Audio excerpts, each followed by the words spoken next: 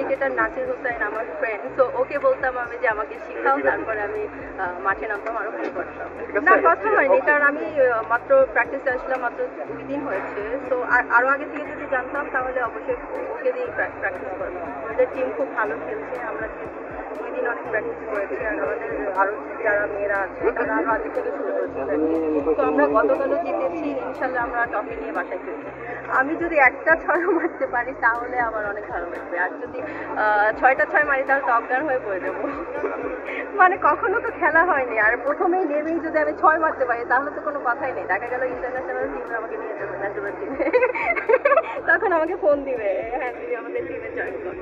But কেউ কেউ picture তুলে নেয়, তাই আমিও চাইনি খেলার মতো আমিও পিকচার তুলবো না, এটা আসলে হয় না। হয়েছে ওখানে ইবিরাতে একটা উষায়া একটা ক্লাব আছে, তো ওখানে সবাই যায়, সব হলিউড বলিউডের সবাই আসে।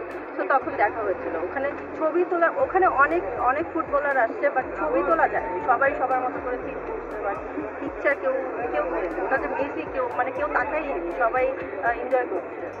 বাংলাদেশে যেমনটা হয় আসলে বাংলাদেশে যদি আমরা দেখি আল্লাহ মেসি, তখন তো সবাই যে হুমড়ি খেয়ে পড়বে, বাট বাইরে এটা ব্যাপার না। এটা হচ্ছে এয়ারপোর্টে আমি যখন প্যারিসে গিয়েছিলাম তখন দেখা গেল আমরা পাশাপাশি রাজকুমার রাও বলিউডের, হ্যাঁ, তারপর মালাইকা আরোরা, এরা হচ্ছে সব মানে আমরা একসাথেই বের হয়েছি এয়ারপোর্ট থেকে। তো আমার মনে হয়নি যে পিকচার ছিল, আমার কাছে মনে হচ্ছে নর্মাল। এটা তো 2 বছর ধরে হয়েছে, এবার গত বছর আমি দেশের বাইরে ছিলাম, এই জন্য আমার আসা হয়নি, বাট এবার যেহেতু আমি বাংলাদেশে, তো আমার মনে হচ্ছে যে আমি জয়েন করেছি।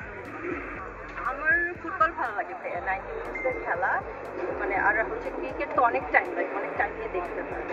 ক্রিকেটের মধ্যে আমাদের বাংলাদেশে তো অলরাউন্ডার শাকিব আল হাসান, তাকে ভালো লাগে, আর দেশের বাইরে ফুটবলের মধ্যে পছন্দ মেসি, রোনালদো।